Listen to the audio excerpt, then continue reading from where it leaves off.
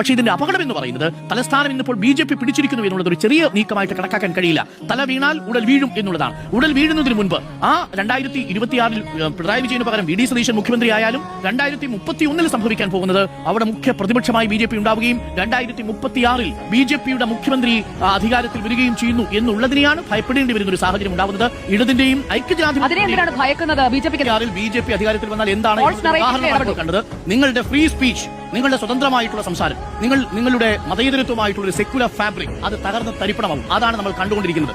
അതിനെ BJP അധികാരത്തിൽ വന്ന ഓരോ സ്റ്റേറ്റിലായിട്ട് കാണാൻ സാധിക്കും. ഇപ്പൊ ബീഫ് ഒരാളെയും തല്ലിക്കൊള്ളില്ല കേരളത്തിൽ. നിങ്ങൾക്ക് പൊറോട്ടയും ബീഫും ഇവിടെ സമാധാനത്തോടുകൂടി കഴിക്കാൻ പറ്റും. 2036 അങ്ങനെ ഒരു അവസ്ഥ ഉണ്ടായാൽ നിങ്ങൾക്ക് കഴിക്കാൻ പറ്റുമോ? മാനവീയം വീതിയിലൂടെ നടന്നു പോകുമ്പോൾ നിങ്ങളുടെ ജാതിയും മതവും ചോദിച്ച് ആരും വരില്ല.